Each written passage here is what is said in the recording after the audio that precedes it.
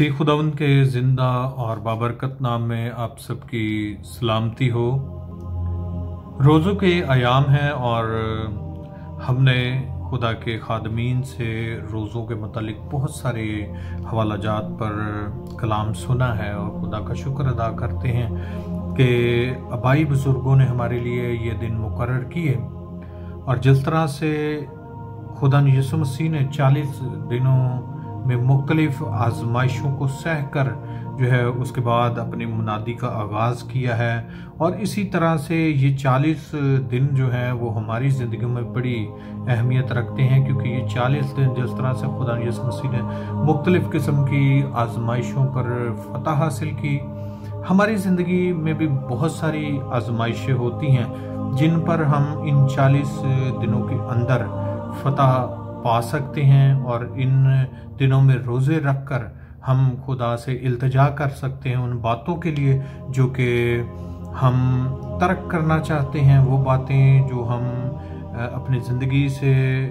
निकालना चाहते हैं या उन आजमाइशों पर फतह हासिल करना चाहते हैं। तो इसके लिए आज हम जो हवाले का चुनाव मैंने खुदा के पाक कलाम में से किया है वो है यकूब का आम खत, उसका पहला बाब और उसकी 12वीं आयत से। कलाम मुक़द्दस में लिखा है कि मुबारक है वो शख्स जो आजमाइश की बर्दाश्त करता है, क्योंकि जब मकबूल ठहरा तो ज़िंदगी का वो ताज हासिल करेगा जिसका खुदावंद ने अपने मोहब्बत करने वालों से वादा किया है। जब कोई आजमाया जाए तो ये ना कहे कि मेरी आजमाइश खुदा की तरफ से होती है, क्योंकि ना तो खुदा बदी से आजमाया जा सकता है और ना किसी को आजमाता है। हाँ, हर शख्स अपनी ही ख्वाहिशों में खिंचकर और फंसकर आजमाया जाता है, फिर ख्वाहिश हामला होकर गुनाह को जनती है और गुनाह जब बढ़ चुका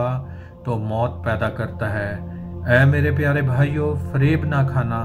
हर अच्छी बख्शिश और हर कामिल इनाम ऊपर से है और नूरों के बाप की तरफ से मिलता है, जिसमें ना कोई तब्दीली हो सकती है और ना गर्दिश के सबब से उस पर साया पड़ता है।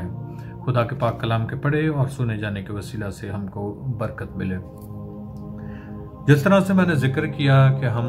आजमाइशों के मुतालिक भी सीखते हैं, क्योंकि आजमाइशों का आना जो है वो मेरी और आपकी ज़िंदगी में एक हद तक ज़रूरी भी है, क्योंकि खुदा यीशु मसीह ने भी जिस तरह से उन्होंने ज़मीनी खिदमत का आगाज़ किया उससे पहले उन्होंने आजमाइशों को पर फतह हासिल की। और अगर हम खुदा के पाक कलाम में देखें तो उन्होंने भूख और प्यास पर फतह हासिल की। जब उन्हें भूख लगी तो आजमाने वाले ने पास आकर उनसे कहा कि अगर तो खुदा का बेटा है तो इन पत्थरों को कह के रोटी बन जाए। यदि उस वक्त इब्लीस ये जानता था कि खुदा यीशु मसीह को भूख और प्यास की शिद्दत है, इसलिए तो वो खुदा यीशु मसीह के वीक पॉइंट को यूज़ करना चाहता था। जिस तरह से मैंने आपको बताया कि हम में से भी बहुत सारे लोग आजमाए जाते हैं और आजमाइशों में फंस जाते हैं, लेकिन इब्लीस जो है क्योंकि हमारे वीक पॉइंट्स को जानता है, हो सकता है कि हम मालो दौलत के लालची हों, हो सकता है हम खाने के लालची हो सकता है हम रिश्वत लेने की बुरी आदत हमारे अंदर हो सकता है हम किसी और तरह की ख्वाहिश में फंसकर और खिंचकर जो है वो आजमाए जाते हैं इब्लीस के ज़रिया से, क्योंकि वो मेरे और आपके तमाम उन वीक पॉइंट्स को जानता है जो हमारे अंदर मौजूद होते हैं। यानी हम लालची हैं तो वो हमें लालच में फंसाने की कोशिश करता है, क्योंकि वो जानता है कि हम किस तरीक़े से गिर सकते हैं। क्योंकि जिस तरह से पैदाइश की किताब में लिखा है कि वो तेरी एड़ी पर काटेगा, तो इब्लीस हमें एड़ी पर काटता है ताकि हम गिर जाएं और हमारा क्या काम है कि हम उसके सर को कुचलें। तो आज का हवाला जो है उसके तरफ आपका ध्यान करवाता हूँ। वहाँ पर लिखा है कि मुबारक है वो जो आजमाइश की बर्दाश्त करता है। पहली बात तो ये है कि आजमाइशें आती हैं और बहुत सारे ईमानदार उसमें से निकल आते हैं। जिस तरह से हम बाइबल मुकद्दस में ऐसे ईमानदारों को भी देखते हैं। सबसे बड़ी मिसाल हमें जो है वो अयूब नबी की नजर आती है। उसने सारी आजमाइशों पर फतह हासिल की, उसके को तकलीफ पहुंची, उसके बीवी बच्चे मारे गए, उसकी मालो दौलत चले गई, तो लेकिन फिर भी उसने आजमाइश की बर्दाश्त की। ये बर्दाश्त करने का जो अमल है ये सबसे इम्पोर्टेंट चीज है, क्योंकि बाज लोग होते हैं जब आजमाइश आती है तो वो आजमाइश में गिरे ही रहते हैं। मिसाल के तौर पर जो शख्स ये सोच लेता है कि मैं अब कुएं में गिर गया हूं तो मैं अब बाहर नहीं निकल सकता और वो वहां का वहीं ही पड़ा रहता है, तो ज़रूरत इस बात की है कि जब इब्लीस हमें गिराने की कोशिश करे, जब इब्लीस हमारे पाँव को लड़खड़ा दे ताकि हम गिर जाएं और आजमाइश में जो है वो पढ़कर राह हक से हट जाएं, तो उस वक्त ज़रूरत इस बात की है कि हम उससे निकलने की राह जो है वो तलाश करें, जो खुदा के पाक कलाम में मौजूद है कि खुदा जो है मुसीबत से निकलने की राह भी जो है वो हमें दिखाता है। तो यहाँ पर लिखा है कि मुबारक है हर एक जो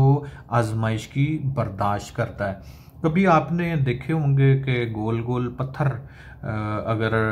पहाड़ के नीचे आप जाएं तो बड़े गोल नरम तो नहीं होते, मुलायम पत्थर और जो शाइनी पत्थर होते हैं, कभी आप उनको टच करके देखें तो सारा पहाड़ आपको खुरदरा नजर आएगा, लेकिन पत्थर जो हैं वो बड़े ही दिलकश और खूबसूरत और चिकने आपको नजर आएंगे। तो क्या आपने कभी सोचा है कि वो किस तरह से गोल हो गए, किस तरह से खूबसूरत नजर आ रहे हैं? क्यों? क्योंकि वो पहाड़ से सिरकते सिरकते सिरकते जब वो जमीन तक पहुंचते हैं तो इतनी ठोकरें खाने के बाद वो पत्थर जो है मुलायम हो जाता है और बड़ा खूबसूरत नजर आता है। तो इसी तरह से अगर ईमानदार को देखें तो ईमानदार की जिंदगी भी ऐसी ही है कि मुख्तलिफ आजमाइशें आती हैं, मुख्तलिफ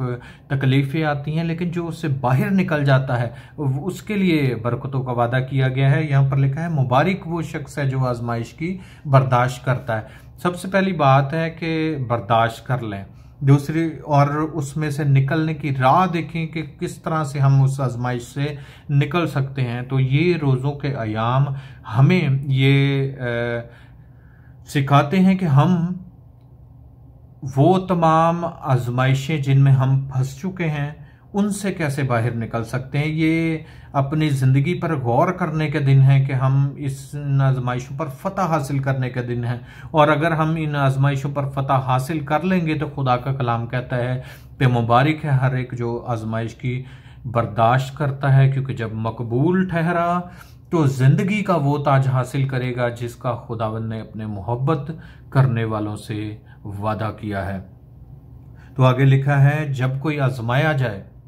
तो ये ना कहे कि मेरी आजमाइश खुदावंद की तरफ से होती है। हम में से बहुत सारे लोग हैं जो जब तकलीफ में, दुख में, मुश्किल में पड़ जाते हैं तो हम खुदा को कोसना शुरू कर देते हैं, हम खुदा को बुरा भला करना शुरू कर देते हैं कि खुदा ने सानू किड़ी मुसीबत च पाता है। हम अक्सर यही बात दोहराते हैं कि खुदा ने हमें किस मुसीबत में डाल दिया है, किस मुश्किल में डाल दिया है, लेकिन याद रखें कि खुदा जो है बाइबल मुकद्दस हमें भी ये फरमाती है कि ना तो खुदा बदी से आजमाता है और ना वो आजमाया जा सकता है। हाँ, हर शख्स अपनी ही ख्वाहिशों में खींचकर और फंस कर आजमाया जाता है। तो यहाँ बात कर रहे हैं कि आजमाइश की,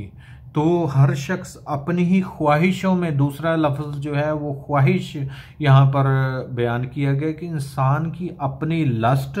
इंसान की अपनी जो ख्वाहिश है वो इंसान को जो है वो आजमाइश की तरफ लेकर आती है। क्योंकि हमारे अंदर, आप, मैं और आप अपनी ज़िंदगी के बारे में बेहतर तौर पर जानते हैं कि हमारी ज़िंदगी में कौन सी ऐसी ख्वाहिशात हैं जिनको पूरा करने के लिए हम जो है वो गुनाह कर देते हैं, या फिर उन ख्वाहिशात को अमल में लाने के लिए हम जायज़ और नाजायज़ काम करते हैं, शायद दौलत हासिल करने के लिए, शोहरत हासिल करने के लिए, या फिर हम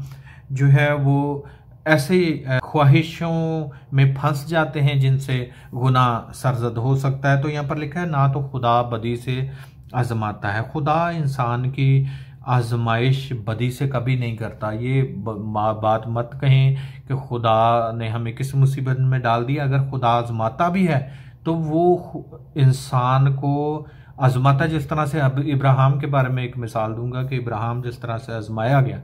तो वो थी उसको और परफेक्ट और बेहतर बनाने के लिए। लेकिन हमेशा जो आजमाइश है वो बदी से, वो इबलीस की तरफ से होती है। ना खुदा बदी से आजमाता है इंसान को और ना ही वो बदी से आजमाया जाता है। हर शख्स अपनी ही ख्वाहिशों में खींचकर और फंस कर आजमाया जाता है, फिर ख्वाहिश हमला होती है और गुनाह को जन्म देती है। अब यहाँ पर बात ख्वाहिश की जा रही है। ख्वाहिश किस तरह से हमला होती है, जिस तरह से हमने यीशु मसीह की आजमाइश के ताल्लुक से देखा कि जब यीशु मसीह को भूख लगी तो आजमाने वाले ने पास आकर कहा कि अगर तो खुदा का बेटा है तो इन पत्थरों से कह के वो रोटी बन जाए।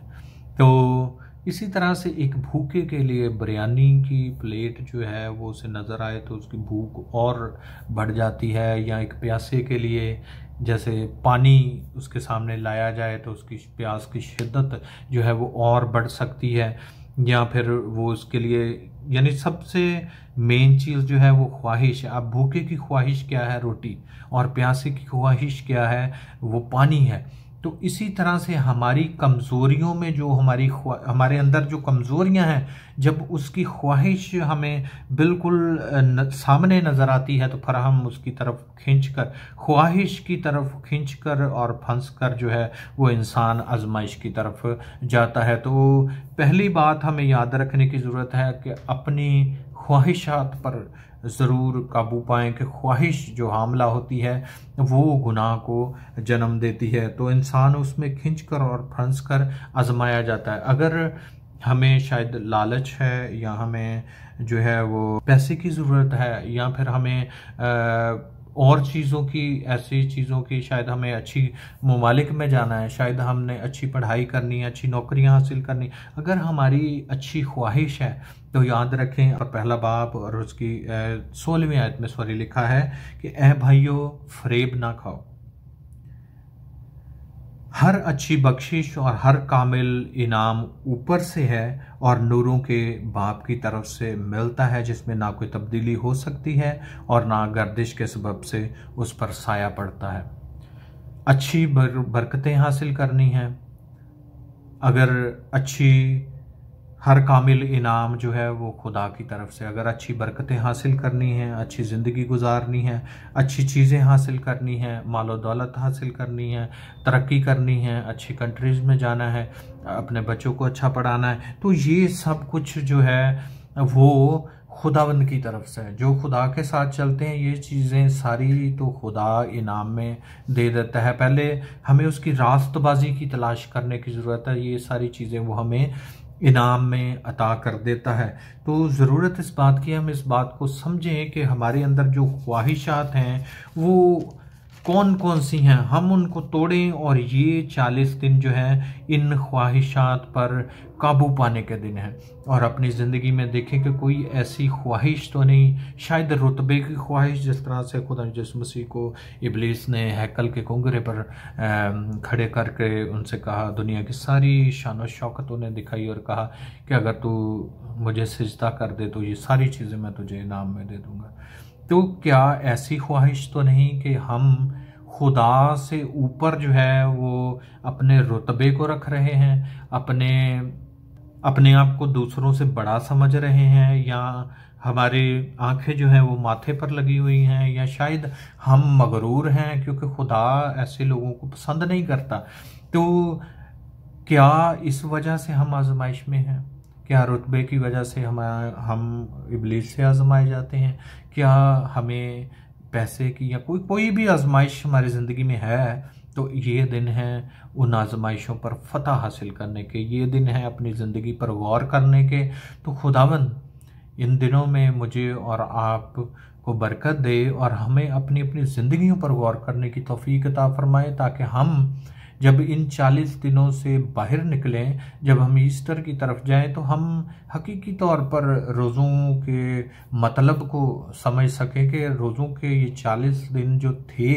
इन्होंने क्या हमारी ज़िंदगी में तब्दीली पैदा की, क्या हमने आजमाइशों पर फतह हासिल की। तो खुदावंद आज के कलाम के वसीला से हमें बरकत दे और आपको इस रोज़ों के अयाम में महफूज रखे।